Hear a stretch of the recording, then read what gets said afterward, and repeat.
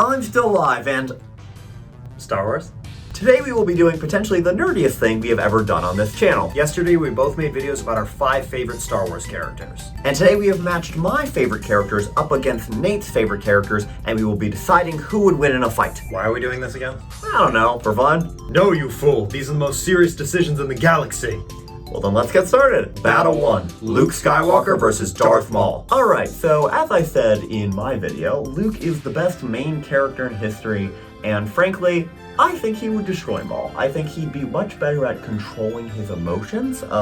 Obi-Wan, spoilers for Rebels by the way, defeated Maul in 3 seconds in their final conflict because Maul got too aggressive. He was too angry, and Obi-Wan was just pure calm all the way. So I think for that immediate reason, I think Luke's gonna take it. Counterpoints. Okay. Darth Maul doesn't need to regulate his emotions. He thrives on getting more power from his anger and his rage and his unpredictability because he was trained from birth to disarm, discombobulate, and confuse Jedi that he's fighting with so he can hunt them down and kill them one by one, as was his purpose. Okay, fair point.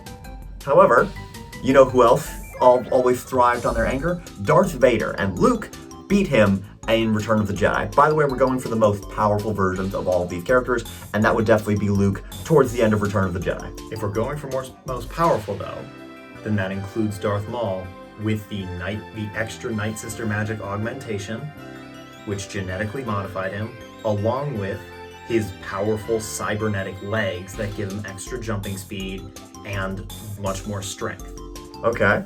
Now, but then again, if we're going for the ultimate power in the entire galaxy, what is it? That's not the Force. The Chosen One? No, George Lucas. Because, you know, Star Wars is about good and evil. Good is almost always going to triumph over evil. Who's more of a good guy than Luke Skywalker? Who looks more like a villain than Darth Maul? I think Luke's gotta take it. Battle 2, Han Solo versus Wrecker. Alright, so starting it out, Wrecker has genetically enhanced brute strength. He is over 7 feet tall and can bust through doors, metal doors, with his bare hands.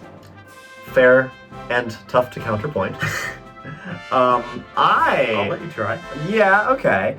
Well, I'm gonna follow the Princess Bride rule, as I like to call it, which is that Wrecker is a big guy, and he's up against Han Solo, who is not as big, no offense to Harrison Ford. But I think that Wrecker would be much better fighting a group of people, and I don't think he's as used to one-on-one combat. I'm calling this the Princess Bride rule because of Fezzik versus Wesley in The Princess Bride, if you have not seen it. And then, yeah, also, I think the biggest asset for Han Solo is, oh man, is he cool. I mean, I think he's got the vest, he's got the blaster that I have right here. Han is potentially the coolest person ever, and I think that should be an automatic win. No, you don't think so? Okay. Counterpoint to you saying I don't think so. That blaster I just brought out, Han can shoot real quick. So he beat Greedo. I think he'd be faster than Wrecker. I don't think all Wrecker's anything is strength. It doesn't matter if Han just kills him. Very true. However, we're not even going with the most powerful version of Wrecker, because any version of Wrecker that we see, he has at his disposal a humongous arsenal of high-level military-grade commando weaponry, like his heavy rifle and a humongous stack and backpack filled with grenades.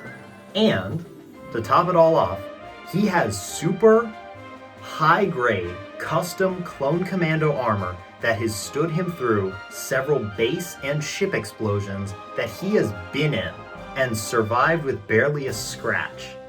So Han can shoot him, Han can be quicker than him, Wrecker can tank it all and just beat him to death. I did not think of that. So smart. Okay, I'll accept that. Wrecker takes it. Battle 3, Echo versus Fives. Okay, so to start with, this is a matchup between 2 clones who were essentially best friends, so there's not really too much reason they would ever fight, but you know, we've started with this and we sort of have to continue with it.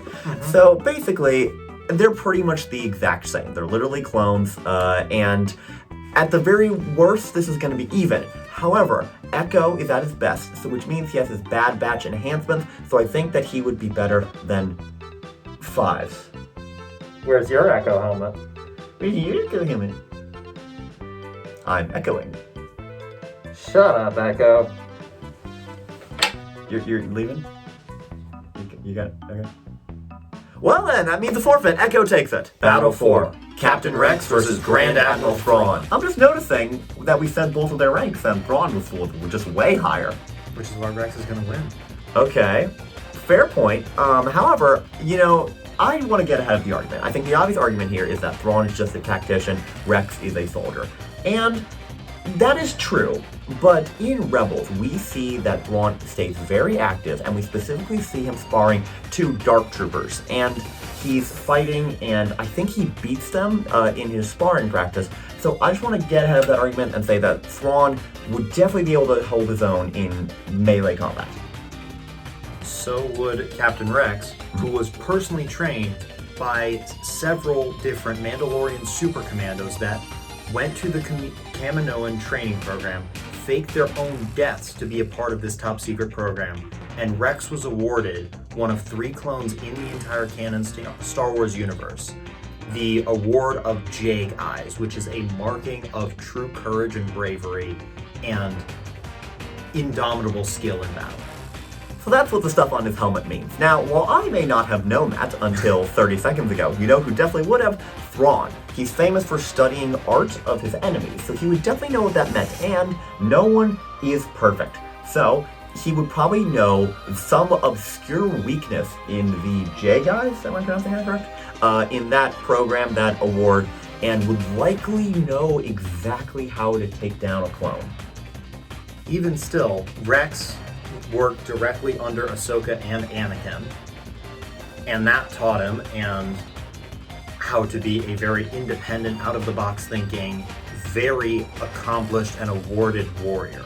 He is even though Thrawn is capable of holding his own in a fight, he would not be able to stand toe-to-toe in a one-on-one fight with Captain Rex, who has a personal kill count, not orchestrated by firing genocides with Star Destroyers, a personal kill count with pistols of over 1 million in just a couple years.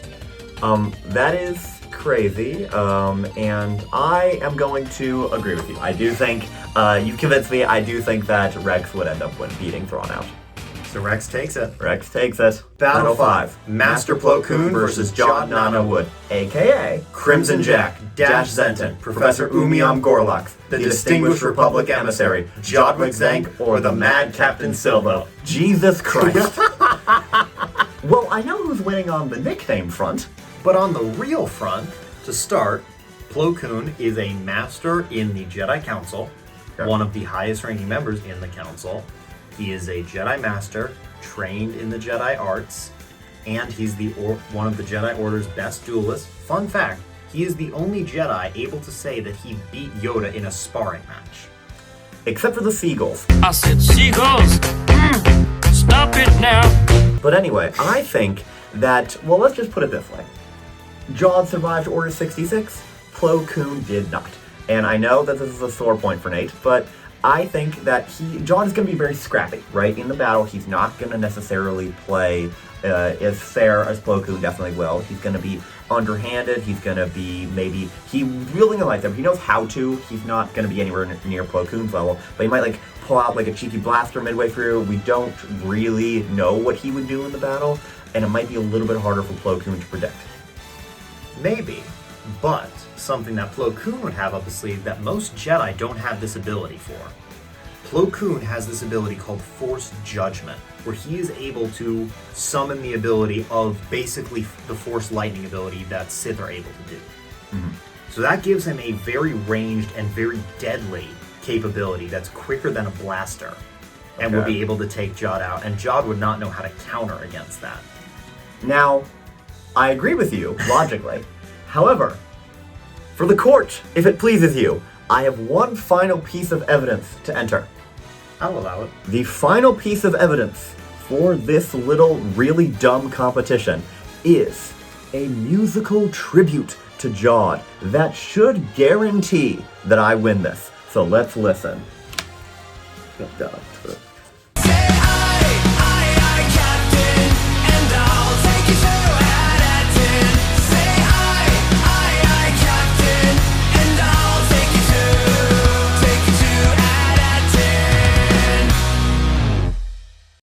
So, what'd you think of the song? Song is great. Plo Koon still takes it though. What? Wait, no. I think that John. Wait a second. Hang on a second here. Wait. No, I think that John clearly should get the win. Well, no. All right. So Plo Koon takes it. So that was our Star Wars character competition. Wow, that was dumb. Well, thank you so much for watching. Let me know if you would have scored any of these differently. And I'm sorry to Mr. Funiverse for not including Biggs Darklighter. I know he's your favorite, but he just didn't make the cut for us. But that's it for today, and Scott, I'll see you tomorrow.